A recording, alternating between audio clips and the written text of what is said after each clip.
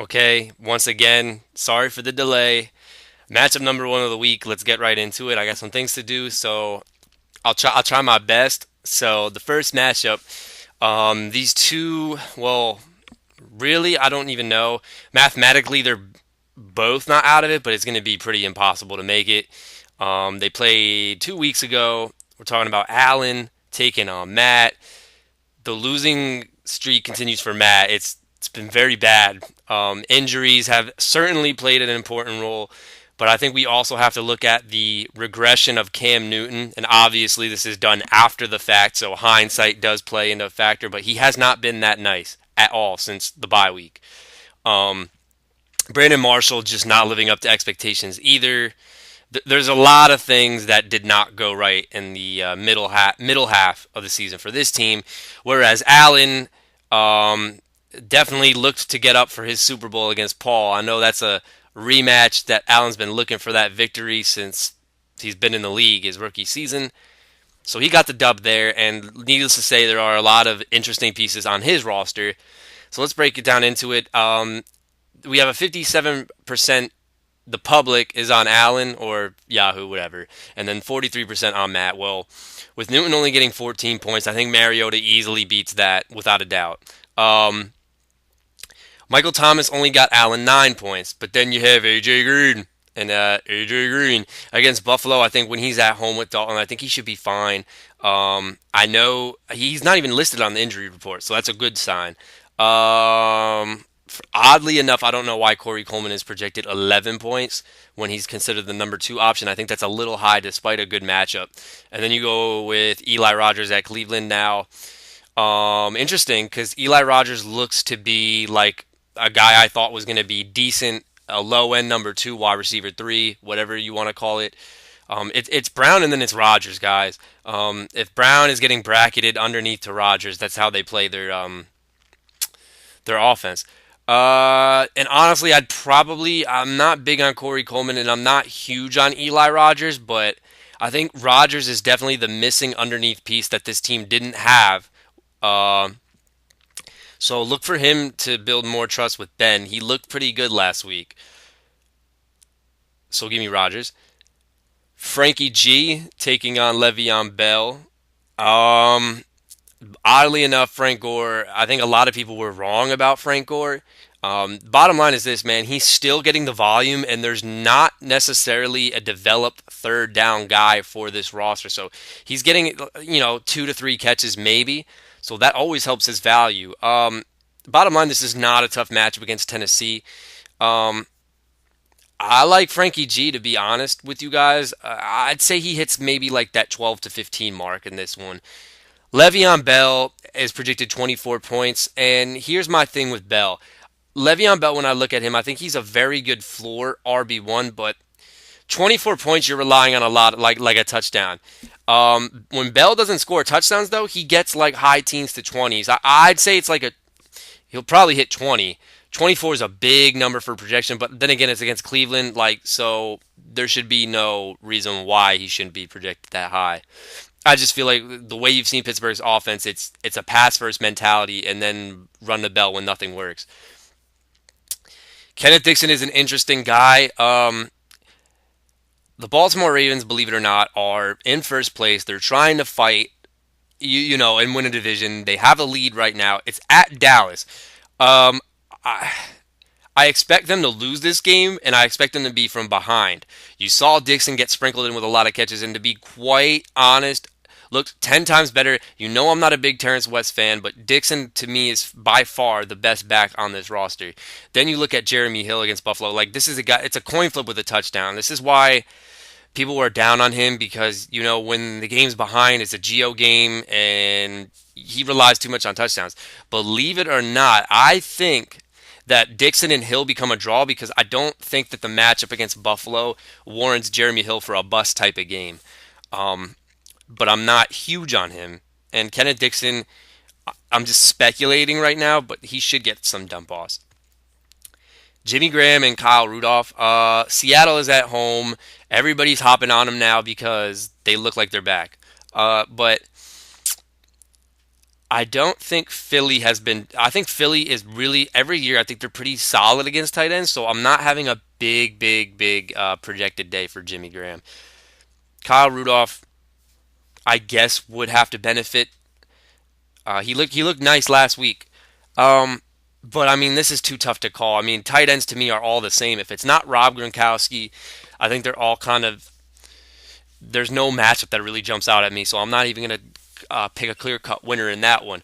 Chris Thompson and Kenny Stills taking on Eric Ebron and Golden Tate. Now, here's where I think things get a little nasty. So number one, with Chris Thompson, Washington against Green Bay.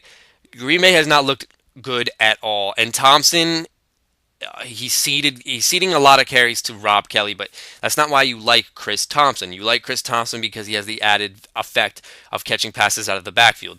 Now I know Green Bay is still ranked pretty decent against the run. However, they've been looking pretty bad as of late.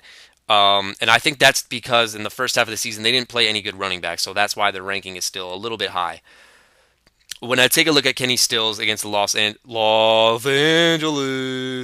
honestly, the Miami passing attack, I don't think you want any stock in it at all.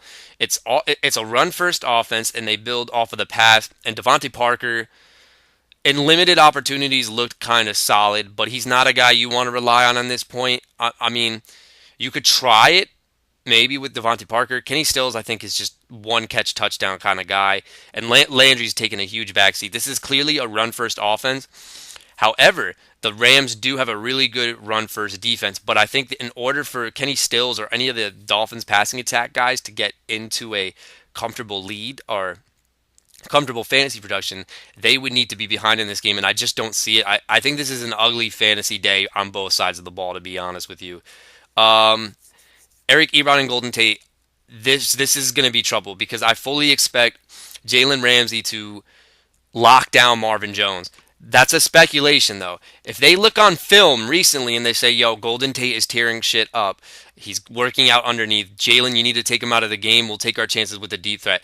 A lot of defensive coordinators do not do that. They like to take the deep threat out of the game, protect the points, and let everything go underneath. And with that logic, I believe that Golden Tate will actually have a very solid day. He's going to have something like around 9 to 10 catches because I honestly don't even think Marvin Jones gets a catch if Ramsey's on him. Ramsey's been that good. And Eric Ebron, he's going to be the red zone beneficiary because it's either Ebron or Marvin Jones in the red zone. They lead red zone targets, or in Theo Riddick, but that's a whole different ball game. I think these two can really give Allen a big serviceable lead in this one. There's no kicker for Allen's team yet, but I'm assuming he's going to pick something up. Um, Rolling out Buffalo against Cincy, the only thing I could really see is sacks. So because Cincy's line has been that bad, I don't like both of those teams to be honest. Tucker automatic and Seattle. Seattle could have a really big game. So if I'm going down the list, I think Matt already has lost the quarterback battle unless Mariota gets hurt. I just think with Mariota, Le'Veon Bell, and the Lions stack can be the big difference maker in this game. Matt's keys to victory, I think you really need a huge game from AJ Green, like a 20-plus game, because you know you're going to give up a lot of points with Le'Veon Bell on the other end. I think you need a Frank Gore touchdown, Kenneth Dixon. You need a lot to happen, and I think it's wishful thinking at this point. I think it's almost a lock for me to say that Mariota beat Newton, Bell to have at least close to 20 worst case scenario, and I think the Lions stack worst case scenario combines for 15. Due to those guaranteed, well, not guaranteed locks, but what I think is going to happen, and due to the minimal quarterback production on Thursday night, I got to give it to Allen. So our next matchup of the week, two teams. One team, people started to get a little nervous after they were on a three-game winning streak, won three straight, thought that this team could make a possible, unbelievable comeback. Loses a game which probably limits his division opportunity and probably at this point would eliminate a wild card spot. Taking on another team who, believe it or not, he's one of the two teams I think in this league that show a lot of fight and they don't really give up for what they have to work with. They have had some interesting wins, I would say, and then they would also have some wins where it's like, oh my God, what just happened kind of thing. I'm talking about division matchup, Paul versus Lewis. Here's what I have to say about this game. Well, I think, logically speaking, I think you would say that Paul is officially eliminated out of the playoff picture due to the loss to Allen, which I know he's pissed about. But then we have to talk about Lewis's team just for a second here. Um, a lot of things I would say could put him, if he doesn't win a division, I think the wild card is actually still a possibility. I haven't checked points, my fault on that. But at the same time, if you're in the worst fucking division and somebody else is in the best fucking division, some things could kind of get a little interesting. So I actually think that the wild card, not even the division also too, but a wild card possibility might be a little sneaky. Let me get into this matchup right here. Flat out, Paul, I'm looking at already who you have at quarterback. Sorry, bro. I think you're being a little bit of a Homer Giants fan here because you have somebody else on the bench that I think is about to obliterate the shit out of Eli Manning's production this week. That's just my opinion. You go ahead and roll Eli because I know you want to live and die by Eli, but hey, bro, your call. You're the manager. I'm not. I'm just saying I think it's a very ballsy that you're doing this. And then we have Aaron Rodgers. My thing is this. We talk about how Seattle always has like kind of a scripted thing where they suck in the first half and then bottom line is, yo, second half comes around, we're looking all right. I think you can kind of say the same thing for the Green Bay Packers and Aaron Rodgers. There's no way they don't win this division. Like, I mean, the Lions are heating up, so I think that's something to to keep an eye out on. But I mean, I think it's mostly defense, and Rodgers has missed a few passes. But as far as fantasy production is concerned, he lit up Washington last year. I know Washington has Josh Norman, but Green Bay doesn't have to rely on a number one. They're getting Jared Cook back. I don't know if that's a good or a bad thing, but that's just another added weapon for Aaron Rodgers. As of right now, if Eli Manning's in, give me the clear cut advantage to Rodgers. If something else got put in, I'd probably change my mind. But hey, Stephon Diggs and Willie Snead only dropping 5 points, taking on Rashard Matthews and Des Bryant. Well, I think Willie Snead put up a dud. Um, 11-point projected. I don't know why they projected him 11 points when you have the other two wideouts on that team. And then Stephon Diggs. Well, Diggs has been on fire. The middle of the season, he kind of was hurt apparently. So somebody tweeted out that in the games where he's on the injury report, he looks like crap. When he is cleared and he is 100% healthy and out there, he looks really good. Well, people are also saying that Diggs is going to be permanently in the slot for this game because of Patrick Peterson. Um, Judging off of what Patrick Peterson has done, he does not follow people in the slot. There was speculation when Doug Baldwin was permanently in the slot that Peterson would follow him, and he did not exclusively follow him in the game. I think he was maybe on him maybe like a few plays. Nothing drastic though. And if that's the game plan, then Diggs should eat. He should eat a lot again. And especially with this now becoming a West Coast offense rather than looking for the deep bomb, Norv Turner from Pat Shermer, whatever. So I kind of like him. The only speculation concern I have with Rashard Matthews is, and I don't think Indy hasn't even shadowed Vontae Davis on a number one. They've kind of just let him be on whoever. And Tennessee Titans don't have a guy, so I don't think you should worry about Rashard Matthews that much. And I mean, you might as well ride the hot streak with touchdowns. Des Bryant, if he's healthy, looks to have a big game against the Baltimore Ravens. If Jimmy Smith can't go out there, this defense is burnt toast. And the one thing, if Dak is going to be the quarterback for Dallas, you want to see him have that connection with Des Bryant because coming into the playoffs, you need some added plays for Dak. Like if he's just going to dink and dunk, I think a good defense will stop him in the playoffs. So you got to mix it up, and I think this is a great opportunity for Des Bryant if he's healthy. So here's where things get a little interesting. Now Jonathan Stewart dropped 10 points. That's what he is. If he gets a touchdown, it's double digits. If not, single digits. And his rushing total was not that spectacular, thus resulting Paul with only 10 points. So I actually think that Carlos Hyde, He's not on the injury report. That's a good thing. I don't know how effective he's going to be though against New England. I think he's the clear-cut game plan to stop the run and force Kaepernick to run around and force something. I don't know. LeGarrette Blunt and CJ Prosise. Prosise looks to have a good PPR day, but obviously his ups.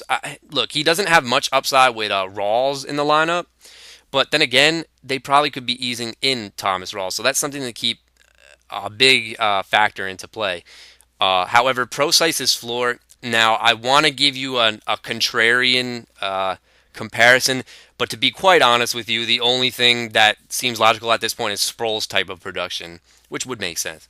And LeGarrette Blunt against San Francisco, I know that's the big matchup I think Lewis said that he was worried about. To be quite honest, like I don't see this being a huge LeGarrette Blunt game. Like he just came off of 3 touchdowns, and knowing New England, you got to fade what happened last week. That's just my gut feeling. I wouldn't be surprised if LeGarrette Blunt, okay, maybe he gets a touchdown, but nothing like crap. This dude dropped 30. So I'm just gonna leave it at that. Witten and Kelsey. I already told you before. Fuck Travis Kelsey. Jason Witten could be in a good day.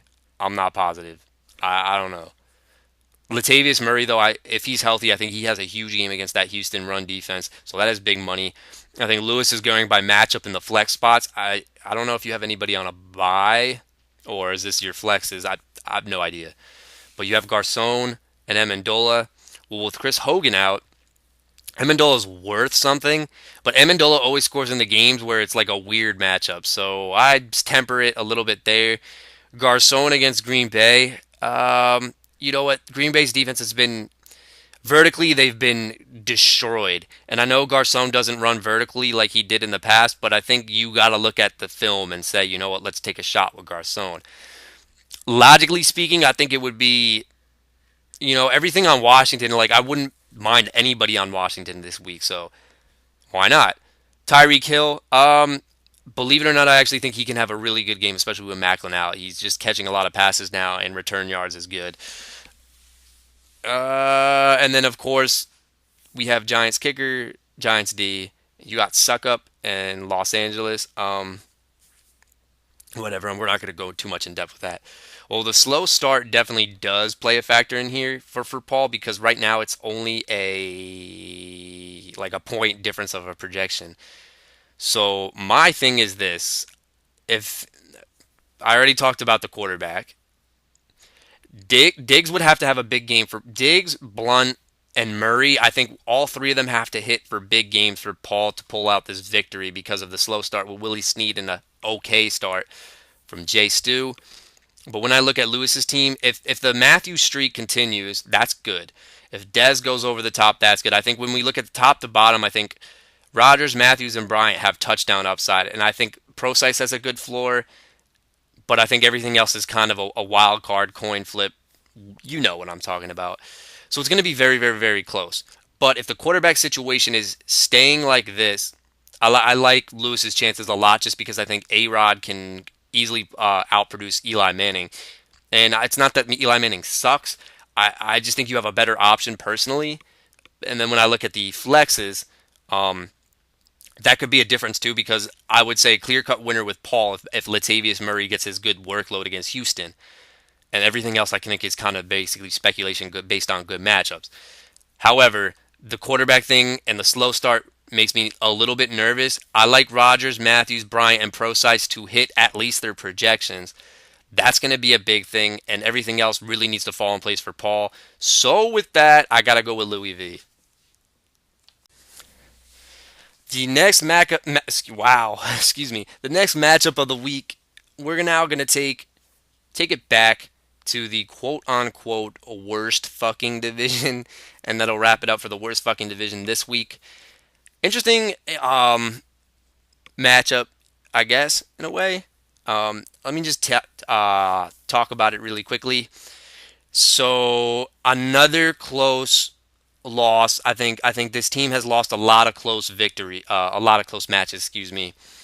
They've actually been through a lot of fist fights. I'll say this year, and that's harsh. And a team that looks like is heating up, and my team. So logically, I'm going to give you the breakdown for this matchup. Big Ben on the road and Derek Carr technically at home. Not really. Big Ben goes into Cleveland. We know about the road splits, the home and road splits, but like look, my thing is this. If Ben was able to get 20 points in the road at Baltimore in the fourth quarter alone, look, this is the Cleveland Browns. They might put up a good fight. I understand that. And Pittsburgh has lost a lot of games. They're gonna have to wake the fuck up, like flat out. I just think that that might happen. Derek Carr on paper, this does not look like a good matchup due to Houston's defense.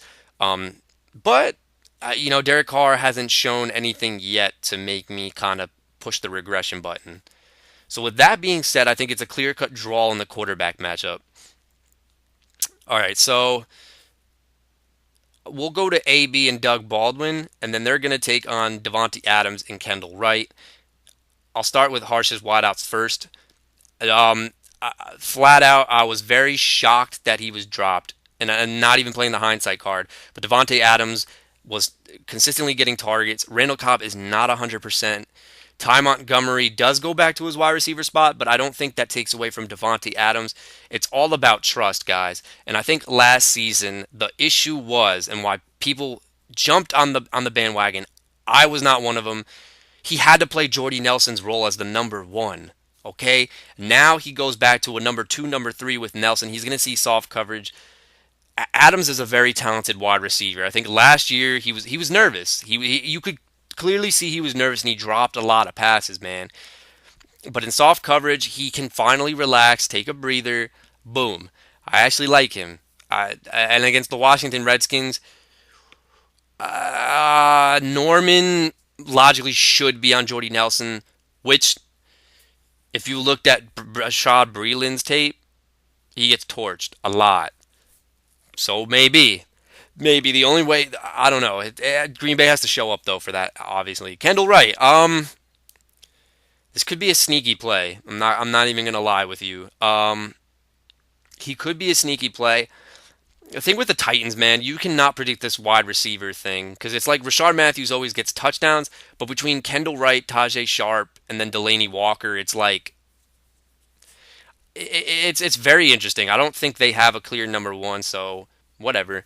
When we look at to my side on the wide receivers, AB, he's AB. Doug Baldwin, interestingly enough, coming into Week 10, there was a stat. Last season, coming into Week 10, he had 2 touchdowns. Last week, coming into Week 10, he had 2 touchdowns. Then he got 3. Needless to say, it looks like Seattle is starting to find their hot streak. And the best quarterback to wide receiver passer rating combo is, believe it or not, Doug Baldwin and Russell Wilson. The past 2 seasons, Russell Wilson's rating when throwing to Doug Baldwin is 139 point something ridiculous. That's a really good passer rating, and he's clearly the go-to guy in any situation. The Steve Smith comparisons, I do see it a lot. It's just he's such a smart player. He knows where to go with the ball when Russell's in trouble. This is like it's his big security blanket. So it looks like he's starting to heat up. Now, in the running back department, I think you do have a very, very good advantage going into the week. Reason being why I say that is because I don't have Melvin Gordon. You won't see this week. He will be on a bye. So when we look at it, David Johnson and James White. Honestly, to be honest, I think James White or Dion Lewis might be a little bit sneaky this week. David Johnson, top 5 running back. That's what was supposed to happen. You know the drill. Going back to my side of the ball. Rob Kelly, believe it or not, is actually a very, very solid running back. I know the fantasy numbers are pretty average. They look like Jonathan Stewart numbers if you look at it. But he is tied for first in yards after contact with 3.5 yards after contact with Jay Ajayi, Jordan Howard, and Mr. Robert Kelly. So that is an impressive number. And a lot of people might look at the matchup with Green Bay and say that that's not a good matchup. But unless Washington falls flat on their ass, I don't see any reason why Kelly is still going to get 20 plus touches. And I know it's a coin flip, but there probably might be a touchdown for Mr. Kelly in this one.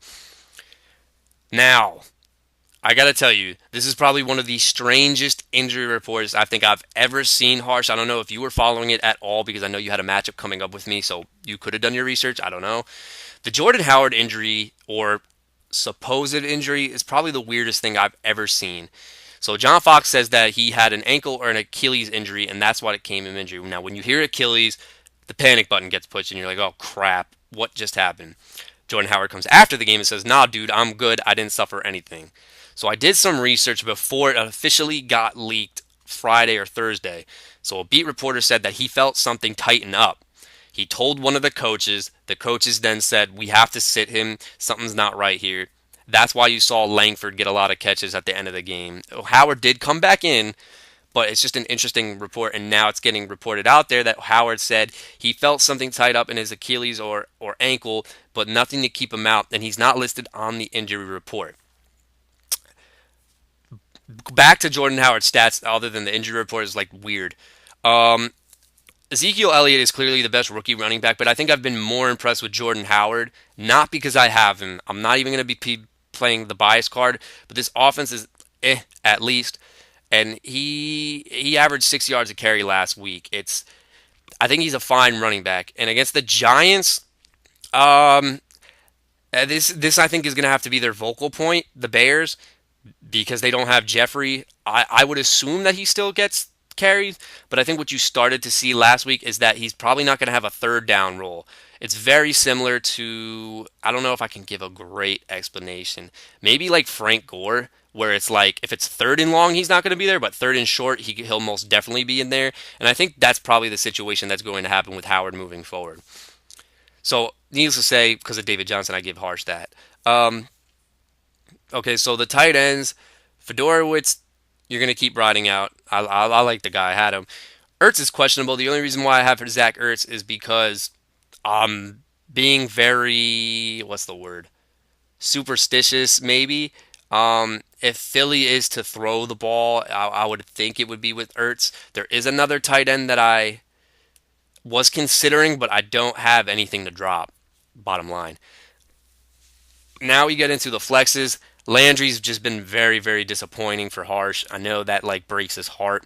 Meredith is in an opportunity to be the now number one wide receiver, but in not a great matchup, I think, for number ones. I could double check that.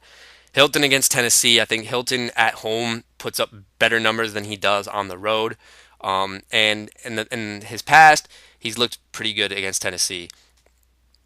Now, Harsh, my heart really wants to throw in Marvin Jones, but I'm very nervous about Jalen Ramsey. So, therefore, I'm going to go with a little bit of floor with Steve Smith. Bottom line, I just think that they're going to have to throw in this game. They're going to be from behind. So, that's my logic there. I could regret benching Marvin Jones, but I still believe that he might have a big second half. I think the defenses will not be anything spectacular for both teams. Vinatieri is a nervous kicker. Nick Novak is also the same. So, it should be a little bit interesting in this one in this divisional matchup, but that is my take. Let's now go to this next matchup of the week. This is another division leader, 7-3. He has, I think, out of all the teams that we're looking at coming into it, I think he has the guaranteed low floor out of pretty much all the teams. I think with minimal production or like when at least four of them hit, I think he's already like clearly going to hit at least 120 into the 130 range. So that's good consistency. Um, but I think the explosion is starting to go down just a little bit, but that's not a bad thing because I think he has a good floor. And then a guy who's very, very disappointed in his fantasy season and looks like his playoff hopes are officially done after last week. Talking about Mix taking on Reb Coffey. I'd just like to say a few words about Reb Coffey's team. It's such a shame. Everybody needs a Reb Coffey. It's gonna be such a shame when I'm in the playoffs and I don't see his name in the fucking bracket. Alright, Jay. Calm down. Tyrod Taylor and Tom Brady. I like Tyrod, but this could be like an 8 touchdown Tom Brady game. Sorry. All right, Jordy Nelson and Odell Beckham taking on Julian Edelman and Amari Cooper. Um, I don't even know what to think of Jordy Nelson. He's fine, I guess. He hasn't gotten hurt, which means that his production is going to be solid. Um, Odell Beckham is heating up. A stat was tweeted out that when the Giants are at home, he has amazing games at home. His numbers suck on the road. Apparently, I didn't even know that. But if we're going by that trend, it's the Chicago Bears. I know the Bears have actually done a decent job against. I can't even say once because I know Hilton was the only wide receiver one to kind of like tear him up, but they've taken out a lot of decent guys. They have. But I don't know. I don't think it keeps Beckham from doing shit. Julian Edelman and Amari Cooper. Edelman's another name that's been a big. You can honestly maybe throw him in a bust category, but I wouldn't say that. I think it's because he's not getting touchdowns. Cooper. Well, if Amari Cooper has AJ Boye, and I mean, I don't know. Maybe after the bye he sucked because Robinson looked like he tore him up a few times. So I don't know. I hold off on saying Amari Cooper has a bad game because if Robinson did it with Bortles and Bortles sucks, maybe. Julian Edelman. Look, if he doesn't get it done against San Francisco, I don't know. I don't know anymore with him, bro. Jerry, taking on Spencer Ware. Um, I like Ware's matchup against Tampa Bay. I don't know what happened last week. Carolina's defense is improving. Maybe that was the case. Jai does not have a good matchup against Los Angeles. I actually like Spencer Ware a little bit more than Jai. And I might regret saying that because if the Miami Dolphins get up to a huge lead, this could be a disgusting Jai game. Uh oh, wait a minute. I hear some tears coming. I see something else in the lineup now. Wait, Gurley! Alright, Gurley is back. This, I think, is going to be very frustrating for Max between Todd Gurley and Gio Bernard. Um, one guy's got what should be a guaranteed workload, but doesn't do anything with it, and the other guy doesn't have a guaranteed workload, but at times looks really good. So, eh. But needless to say, I clearly like Max's running backs a lot more than Rob's because of Jalen Richard being in the lineup. But whatever, that's due to a bye. Zach Miller, a lot of people are thinking that he has a big game now because of Alshon Jeffrey being out, and knowing the Giants, they cannot cover tight ends. They cannot cover shit over the middle. They did a good job against Eifert last week. I'll give them that. I don't know how to predict Chicago anymore, guys. Like with this passing attack, it's all speculation at this point. I wouldn't say that Miller has like a 18 to 20 point game. I'll say 10 to 12 maybe. Vernon Davis is a sneaky guy. Cousins likes the middle of the field. Jordan Reed is having a down year because defenses are just focusing on him all the time. And that's why I didn't like Reed that much this year, obviously because of the injury risk being number one. But he hasn't shown anything, so now you got to develop a two tight end set. Maybe Vernon Davis finds pay dirt again. It's an interesting story, honestly. Terrell Pryor, Larry Fitzgerald. Pryor should be in a good game. Larry Fitzgerald, I don't know, honestly. It depends who's covering him. Uh, and I'm not even talking about Xavier Rhodes here, because he's going to be matched up on the outside. Well, the guys that they put on the inside have been really good as well for Minnesota. The reason why Minnesota is giving up crap is because of their offense, I think. But needless to say, Fitzgerald's been very consistent. Shepard is a coin flip, and I know you love Cole Beasley. That's another coin flip. I mean, bottom line here is that the bye weeks, Rob Gronkowski's injury, especially, I think if you had the triple Pat stack this week, that would have been looking beautiful. But I don't see any huge game that would upset Max. I think this is a big victory. The only thing that Coffey does have going for him though is a 13-point game for Graham Gano, which is really good. Um, I'll say my logical reasoning if Coffey was to pull out 7 touchdowns for Tom Brady or something high like 5 to 7. Two of them would at least have to go to Julian Edelman. Ware would have to be a workhorse. I think if that combo does work, though, man, Max could be in trouble because that's a lot of points, especially when you get 13 from your kicker. And then I think everything else can kind of be close to double digits. So maybe we're not counting him out. But on the flip side, Nelson and Beckham, I think, would have to have huge dud games for Max. I could see one of these guys not doing crap, to be honest, but I wouldn't put too much wishful thinking into that at all. Gurley, there's always the possibility that Gurley still doesn't do crap. Um, so that's also something to be a big concern about. But bottom line is, I think there's a lot of better plays on Max's team. So give me Max. Due to a request, you know I had to save the best fucking division for last. The last two matchups, bitch. So we're gonna start with the first one. Um, I think this has been the one game that had the most stock in a Thursday nighter. Obviously, it already played out, but still, I'll tell you what might happen.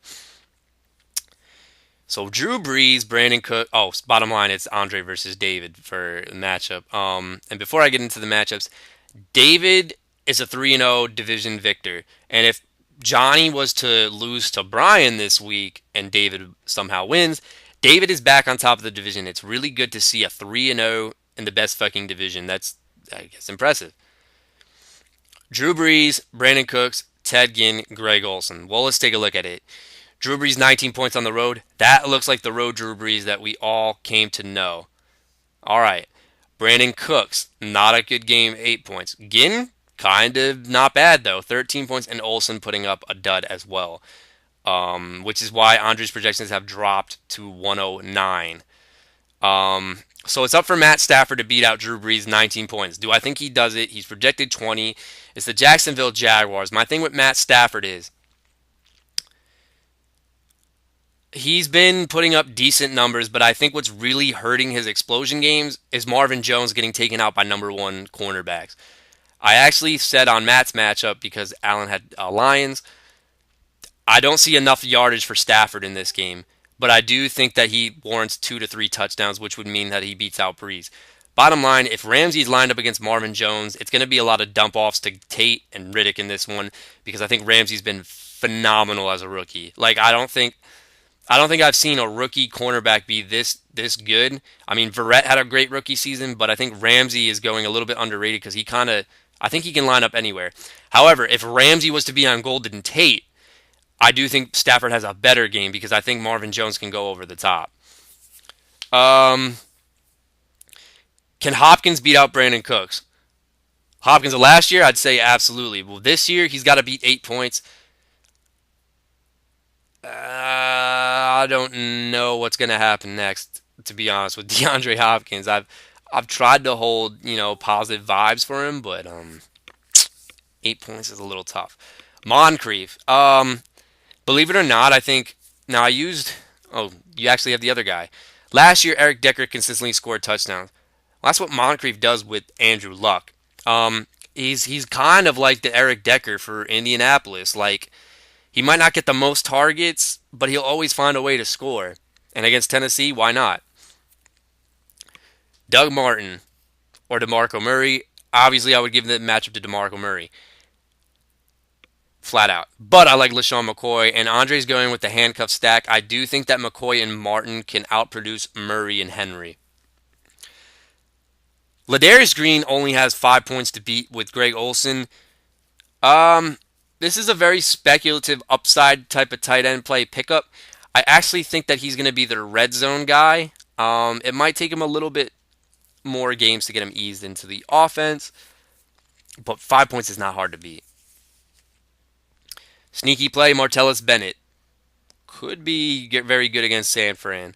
Humphreys, Michael Crabtree should be okay against Houston, I guess. I don't know what's going to happen. I don't like Starks, though, against Washington. I don't.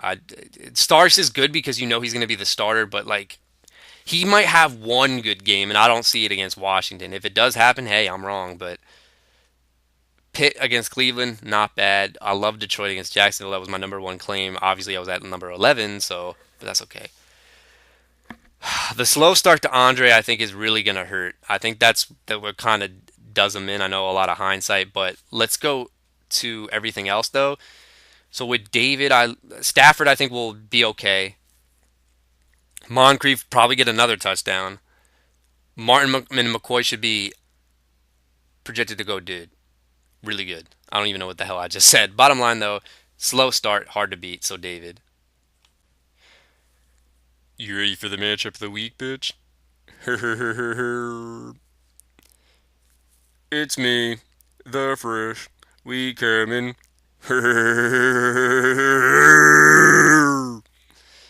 So we got Johnny J Fresh taking on Brian. Yo, let me just say some shit.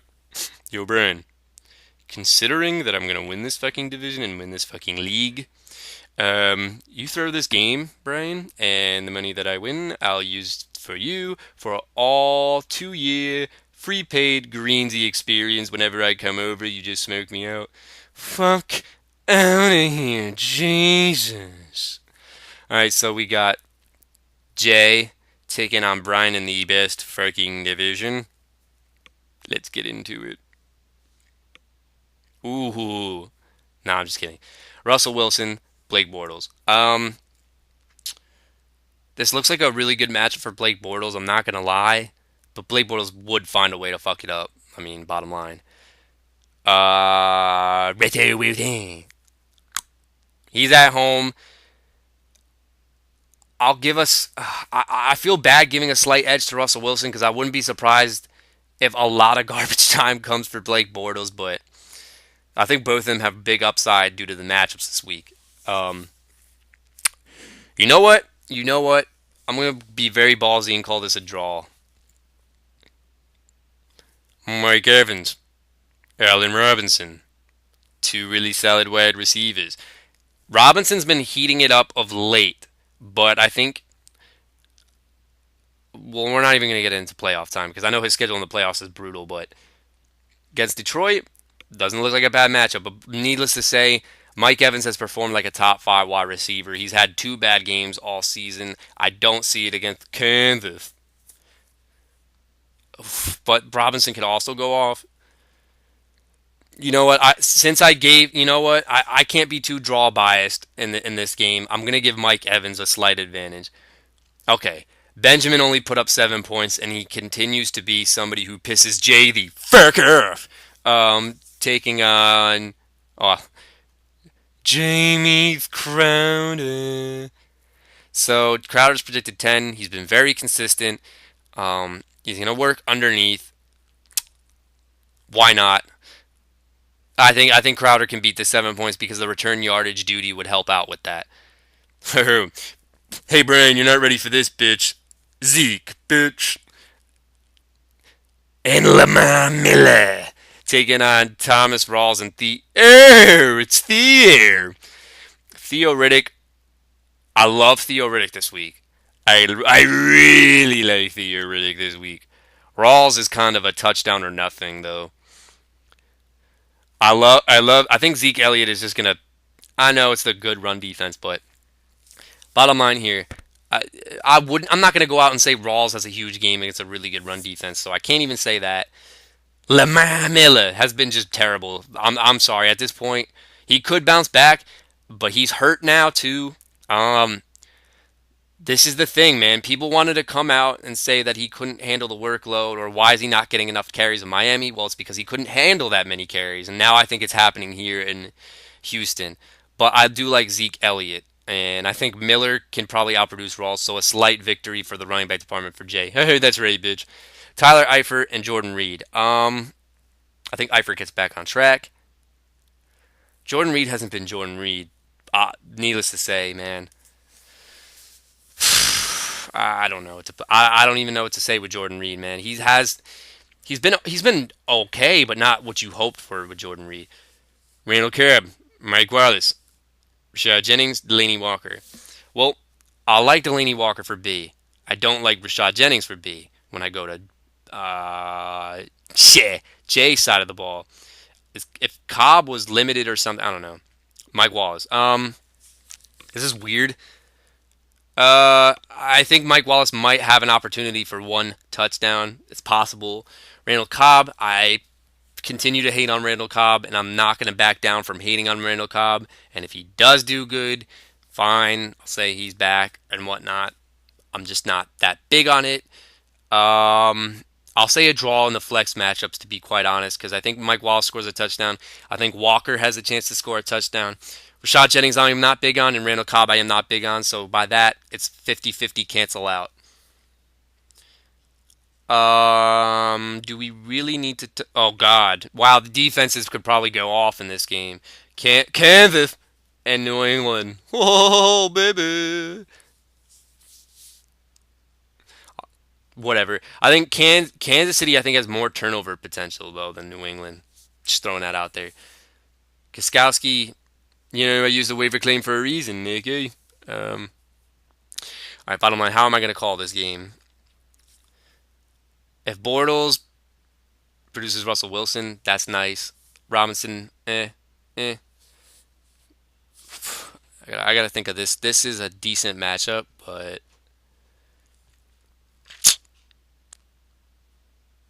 my issue, honestly, with calling this matchup is like when you look at it, you obviously think Johnny, and Brian has had some very weird victories, and these guys are continuing to to prove me wrong like every single week. I don't know how. Um, wow. I honestly think that if Bortles can keep up with Wilson, I think Brian has an interesting shot here, to be honest. And if you look at it, I could also use that logic for Robinson keeping up with Mike Evans. Um, 7 points, Crowder can beat that. So then we go to the running backs. I think Zeke clearly. Riddick might come close to Zeke, but that's speculative. This is actually going to be a lot closer than I thought it would be. I know I'm taking forever to pick this, but this is tough. You know what? I'm gonna throw on one X factor because if we're going by Wilson and Bortles canceling each other out, then we go to Mike Evans and Robinson. Well, bottom line is if Robinson does get shut down, I think it's done. I think because I flat out expect Mike Evans after a bad game to have a huge explosion against Kansas. Um, and Zeke's got explosive ability. I'm not big on Cobb, but I do like Walker for Brian. You know what? If Mike Wallace can go over the top with expecting Mike Evans, I think that's a lot of firepower for Brian to handle. But bottom line is if Johnny's flexes don't come in to save the day, this could be very interesting. Johnny is projected 124 to 116. It's going to be an interesting matchup. I'm going to go with Johnny, but I would not be surprised if B edges out another victory. Brian has had a lot of interesting victories. This could be one of them, but as of right now, I'm not going to change my pick from the first.